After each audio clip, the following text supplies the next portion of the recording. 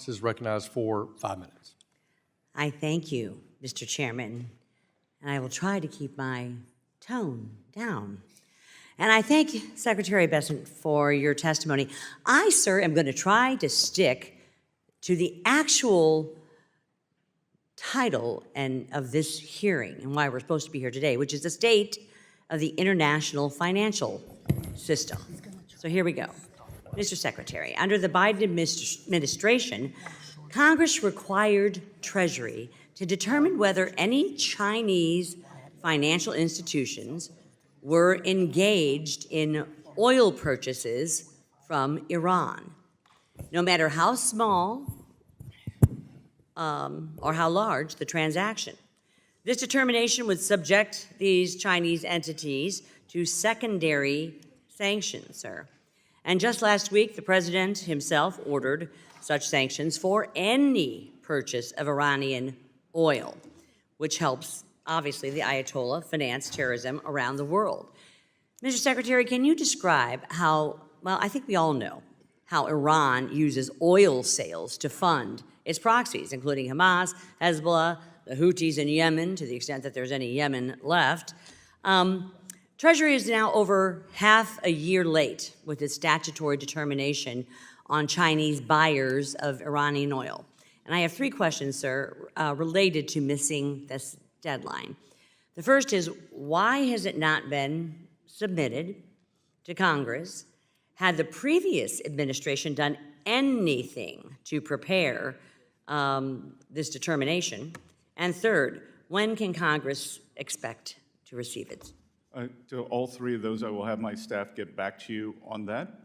And Representative Wagner, what I will tell you is that since I become Treasury Secretary, the Treasury has repeatedly sanctioned so-called Chinese teapot refiners who are very large buyers of Iranian oil. These are independent refiners away from the state-owned enterprises. We have begun that program over the past few weeks, and we will continue as needed. Good. Well, and I know that you're in negotiations with, I'll say, that 18th country, which is China. We are thrilled to hear of your trip there, and I hope that this is something that you will discuss with them in terms of their purchasing of Iranian oil that does nothing but lift up a regime that is funding terrorism throughout our world, I'll say. What actions has Treasury taken to combat cooperation between Iran and China on illicit finance and money laundering? Well, again, the secondary sanctions on these teapot refiners has been a very fulsome effort, and we will continue that. When President Trump left office, Iranian oil exports were between 100 and 300,000 barrels per day. Now they are 1.6 million barrels per day, which allows the regime to finance its terror proxies, not just in the Middle East, but all around the world. Correct. Yes, and we've seen it, and we've lived it, and it has caused unbelievable death, devastation, and grief, and resources, and loss of life throughout our world. And I am proud that the president himself endorsed sanctions just last week for any purchase, not just from China, of Iranian oil.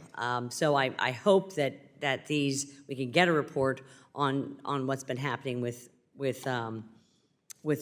China. Switching gears, in February, several members of this committee and the Senate, including myself and the chairman, and the Senate Banking Committee sent you a letter voicing concerns about the European Union's Corporate Sustainability Due Diligence Directive, or CSDDD. This directive, which was finalized by the EU last year, will require many American companies to evaluate their supply chains and end certain business activities not based on U.S. law, but due to UN principles. This directive not only hurts our economic competitiveness, but also undermines our jurisdictional sovereignty, sir. It would force both public and private companies to comply with regulations that have not been approved by Congress, while also exposing them to increased litigation and risk in the EU. I am running out of time, Mr. Chairman, but this is something I feel very strongly about. It is in with the international realm here, and I have 2 questions regarding this Gentlewoman's that I time has will expired. submit for the record. Thank you. They will be submitted for the record. Recognize Mr.